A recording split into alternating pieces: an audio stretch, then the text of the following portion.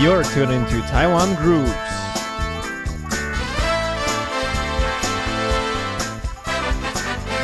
Let's explore the local music scene.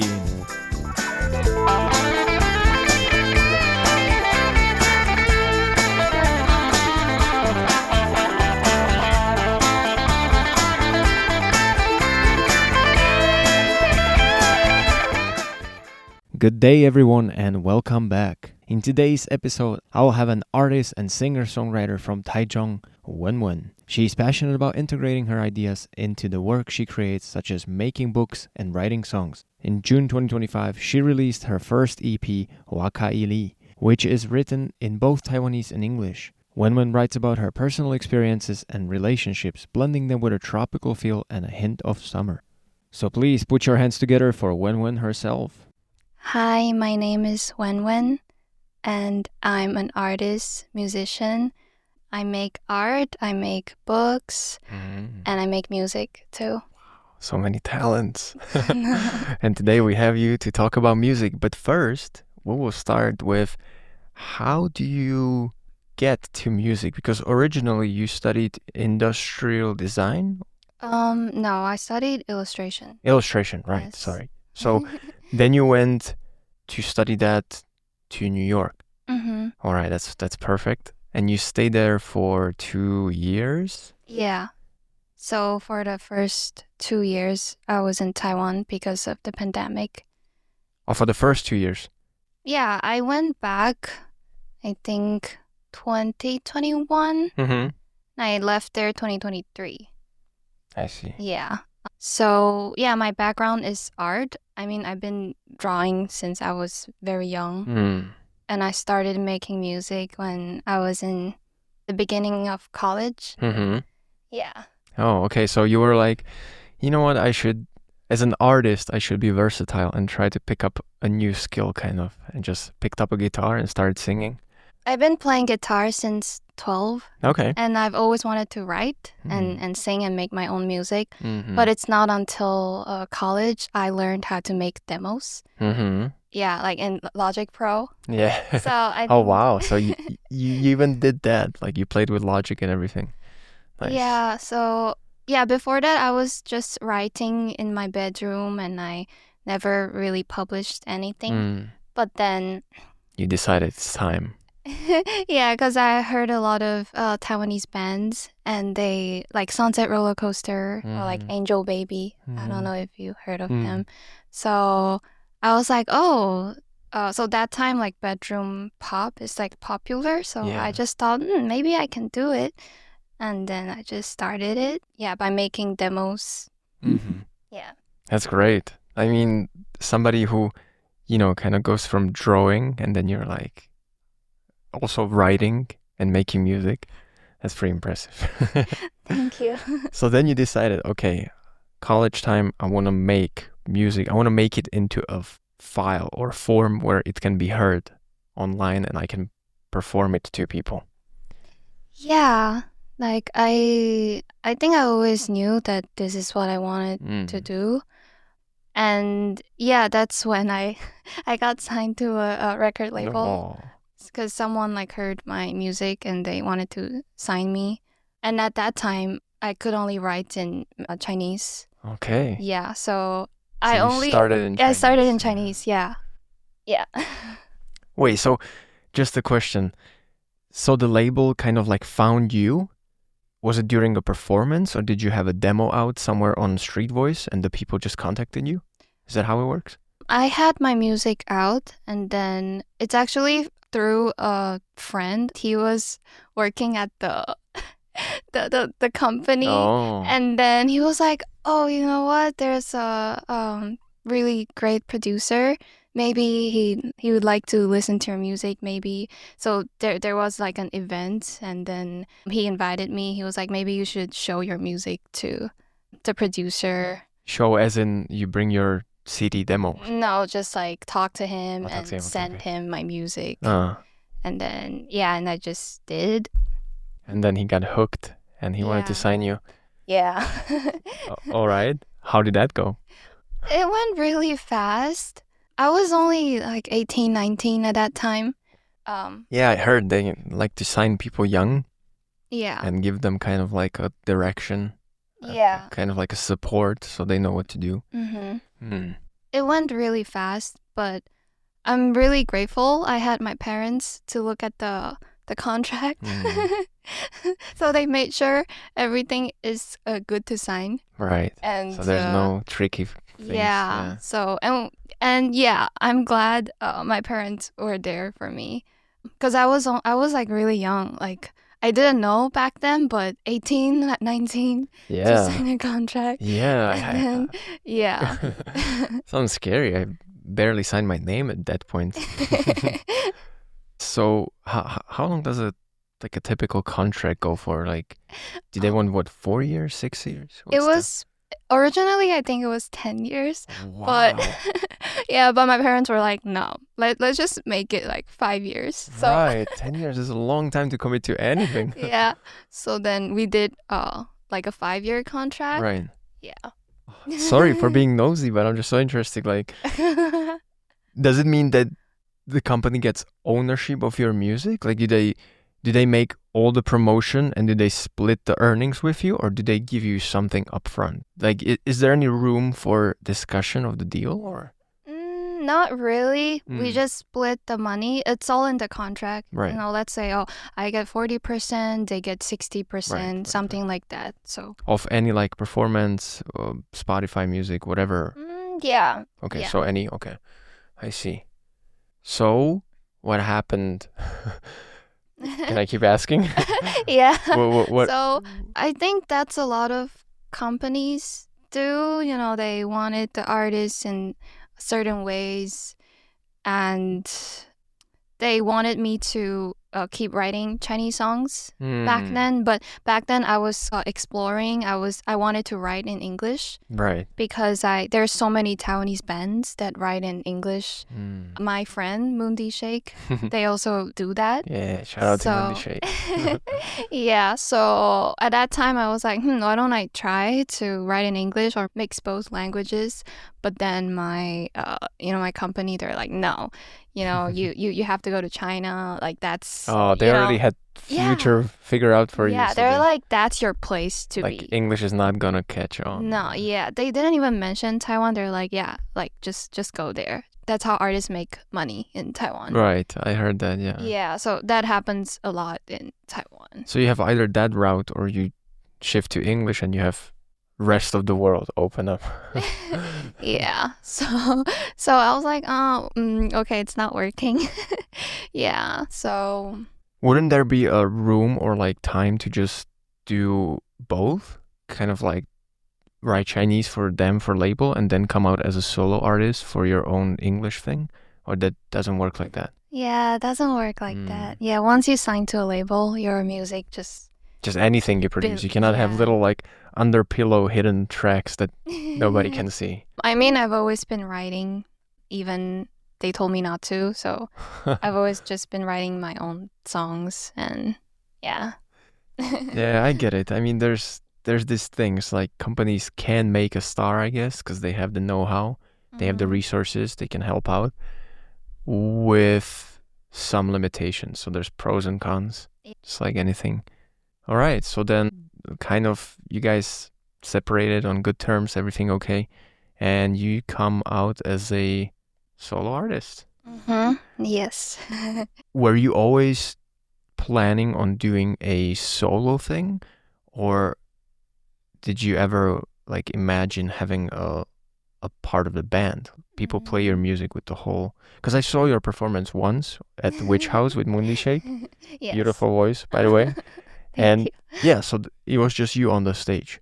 Did you ever think of like making it bigger? Yeah, I mean, originally I only wanted to be a solo artist because I write my own songs, and I work with my producer Yen now. So I just thought, oh, it's just easy like that. But then I saw the benefits that a band can have. They shared the expenses to make money, first of all. I like how you mentioned that as well. Yes, and then and there's a lot of different opinions, like how can they make music like better? Right, you have input of four heads, you yeah. have creativity. And plus you're self-sufficient, so you bring like the skeleton of everything. You give them the I don't know, the house structure, and they could just kind of design the whole place. Yeah. Yeah. So, yeah, right now I'm thinking, maybe I should join a band or something, but Right. Either join a band or kind of just like find session players to work Oh, with. yeah. So like try maybe like have a performance of your songs and give them stuff to learn and maybe do some Mm, polishing to it. yeah. Yeah, that would be exciting. Because I'm always fan of like a band, like a full thing. You know, I like acoustic set. It has its own place and its own magic. But if I had to pick, always a full band, like the drums, the bass, it needs to be there. It's kind of like I know. oh. But obviously, Witch House has its. I don't think the full band would work there. Yeah. It's kind of designed for like the very clean sound and yeah. Yeah. Very cool. Okay. Now, is it difficult to switch to writing English? Was it kind of like challenging at first? Or did it just come naturally because maybe... Okay, let me start with this. Were you influenced by a lot of Chinese music or English artists?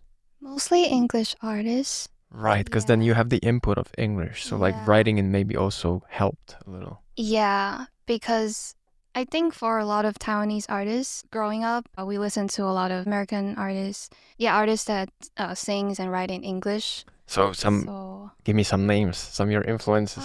I mean, from the very Crushes. start, it's always the classic like Taylor Swift. But then I think in high school, I slowly switched to like folk artists from United States, and then in college, because of Spotify, I got to know a lot of different artists from around the globe. Yeah, I get inspired by different artists from different cultures. Yeah, writing in English was hard because it's not my first language. And back then, my English was not good at all. I could not communicate like this. Yeah, I couldn't really speak good English. Wow. Long way then. Yeah, because I grew up going to local schools, so Yeah. English was very hard. And especially writing I wanted to be authentic. So I wanted to deliver my emotions well. Yeah, so I didn't want to just write in English. Translate a Chinese song. Yeah, just translate it. I wanted to be able to write it like properly. So I would analyze lyrics that I really like and see how they write it. Cool. And I would like start from there and try to express myself in the best way possible. So nice. Yeah, finding your own little voice and direction. So nice.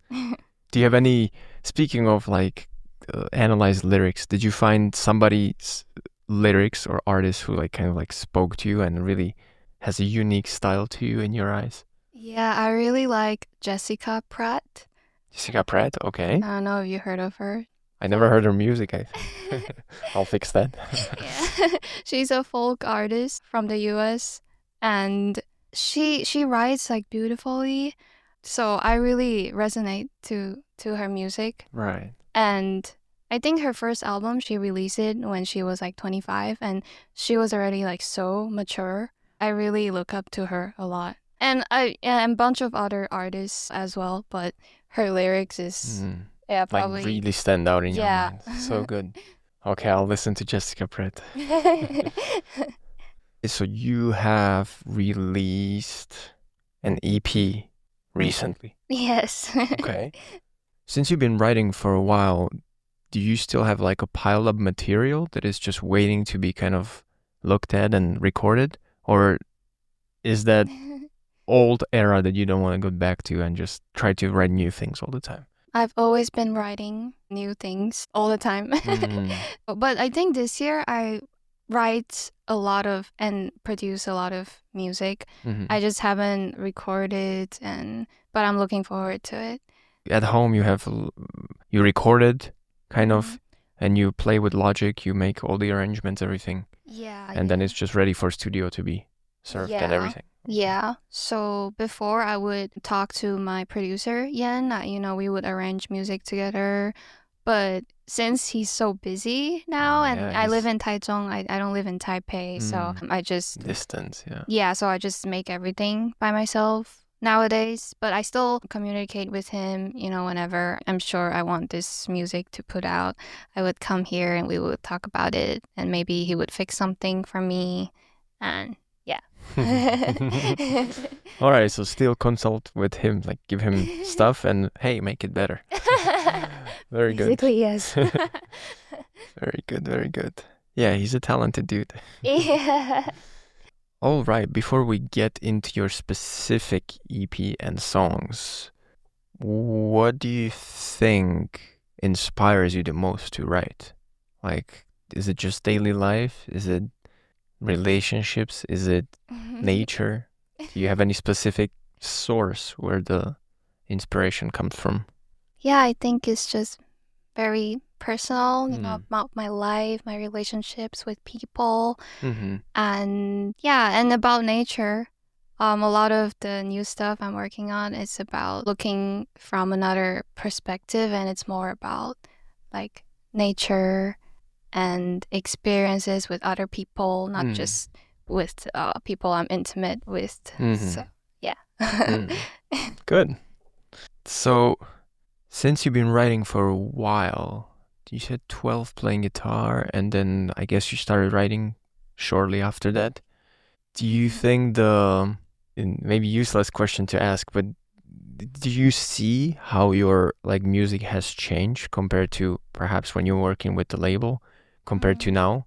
Like, do you have a clear sense of like before I did this and now I kind of want to do this, or like before I was more focused on this and now I do it this way? Like, is there anything that you found out to be different? Yeah, it's a huge difference because with the label, they sort of gave me a guide, like, oh, you have to write this specific theme or a specific language.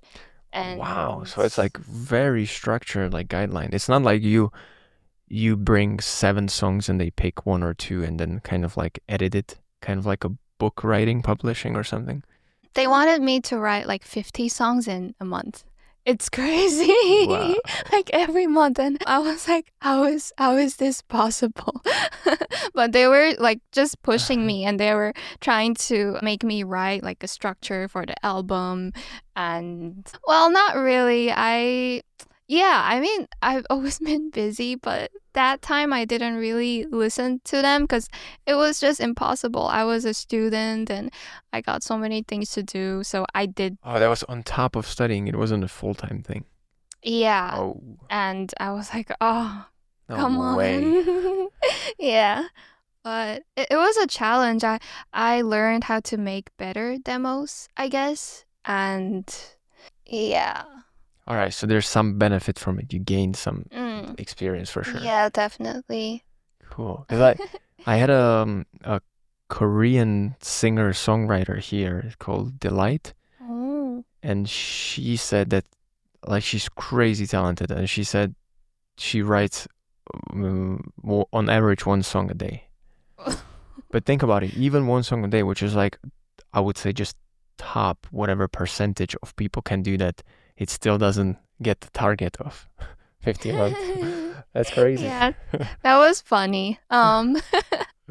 But now I think now, because I keep writing songs, but making demos and arrange the music, it's like another thing. So I try to make 1 song per month or like 1 or 2 songs. Right, so more about like quality and you grab it and you try to make it as good as possible. Yeah, so I make it everything in Logic. Mm. And yeah, but I still have jobs to do, so I can only make music when I have time, and I try to make as many as possible.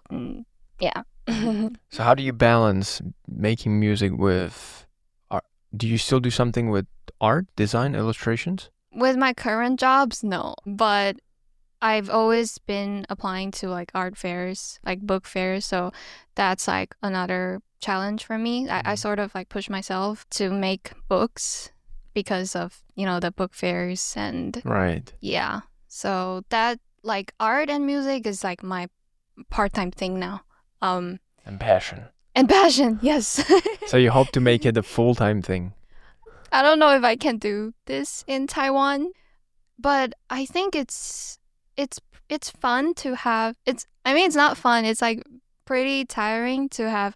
I got 2 jobs right now, so I'm very busy, but then those jobs sometimes give me some inspirations for some reason, like it kind of distract me because I was always focusing on my art world, my music world, and I kind of neglected the outside world. So now I'm in it and I'm just like, oh, it gives me some different perspective in life. Of So course, I think of that's course. good. Because if you're a writer or a musician, sure, you can close yourself in a room for a week and try to come up with something brilliant. But a lot of times I found out, or people told me, that maybe they take a break, go out, and that's when kind of the idea comes. Yeah. Yeah. All right. It's good to hear it works. All right. So what specific thing are you working on recently? Are you trying to release maybe more singles? Do you want to make an album this year? Another EP? What's the deal? Yeah, I want to make more singles and maybe an EP because an album is maybe a little bit too expensive. For listeners, how much can an album be? Just like estimated cost on like maybe not the most top high quality, but maybe on a normal budget, let's say. So do you know we have like a government's funding Yes. for the album? So they give us like 70,000 70,000 for one album. All right, so that's the subsidy. So I think that's like the minimum. Is 70,000 enough to like get stuff published, produced, recorded, everything? If it's like 7 songs. 7 songs. Yes. So 10,000 per song. Okay, that's still on the lower end from what I heard, because somebody told me. Oh, okay. Somebody told me crazy numbers and I couldn't believe it. Just like maybe, I don't know, 50,000 for a song or something. Oh, no. I'm like, what? What kind of Beatles studios are you renting? Or wow, yeah. I mean, I can imagine, because some people will, experienced producer will maybe ask for much more charge, or studio time might be most expensive. I don't know. Oh, wait, it's actually 700,000, sorry. There you go. Yeah. That's okay. Yes. Sorry. 71. Yes. 71. Yeah, I was like, wait. Oh, yeah. Okay, now it makes sense. Yes. I got the, yeah. 70,000 is, I can afford it.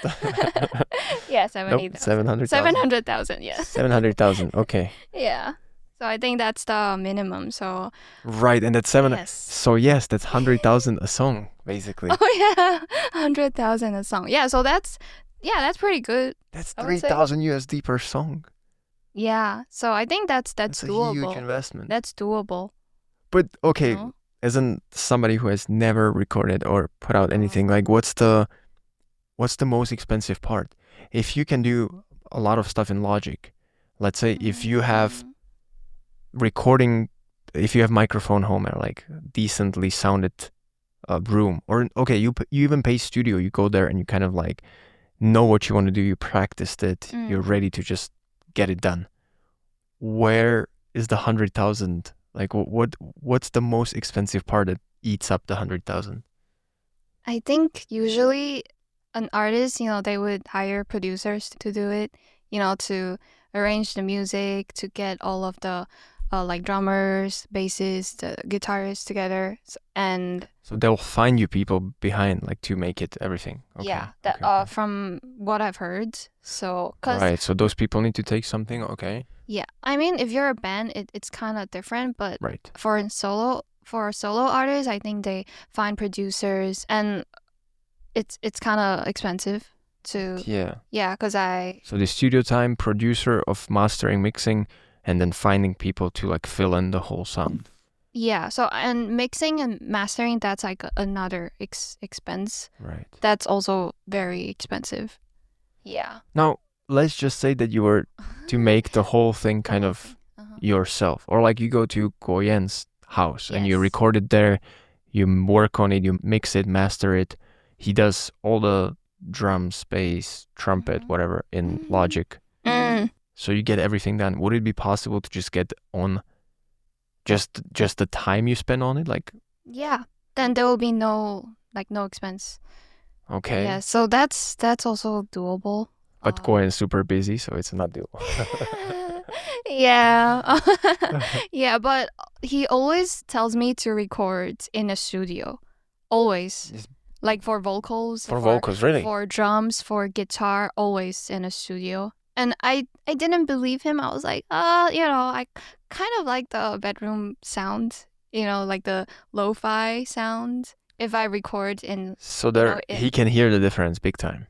Yeah, I mean, I can also hear the difference. Right. So, and actually, one of the songs from Moondy Shake's album is recorded in their home studio. But a lot of listeners, they probably cannot tell. Exactly. I feel like once you have done some magic to it, after all, maybe some people won't be able to pick up those little details. Yeah. So I'm thinking, do we still need 700,000 to publish something? Yeah, no, right? Now thinking about it, we got this. Yeah. Because, I found out in Taiwan, you have pretty nice, like a government kind of studios, or like, it's not even a studio. It's called it's a library, but they have a music part. And then there's a soundproof room with microphone. And on the other side is Cubase. So you can do everything there. Wow, I need to know that library. I need to go there. That's so funny. Right? Because if you get stuff there, maybe you can save up on a lot of... Yeah, imagining you tell people I record my whole album in the library. It sounds amazing, but once you go there, it's like, oh my God, this is nothing like a traditional library. I'll show you. It's really good. I don't want to get into it too much because it will spend way too much time, but it's great. So Taiwan has these things. Does Taichung have anything like that? Where you can, like a not privately owned studio where you can just rent it and do some recording? Yeah. I'll find it now. I'll do my research. Something to look into, yeah. Because I'm also thinking, if it's just a hobby, and if we want to ever publish something, I'm trying to make a little research, like, can we do it budget friendly, and will it sound that much different? I mean, obviously, if a New York City producer touches it and you record it in the best studio, of course it will sound different. But as you said, can a normal listener pick up on these tiny details? Like, yeah. Because I feel like some of the best music, they produce it at home and record everything at home. See, but they must have like really good equipment by now. Yeah, true. And that's it for today. Thank you for listening, and come back next week for part 2.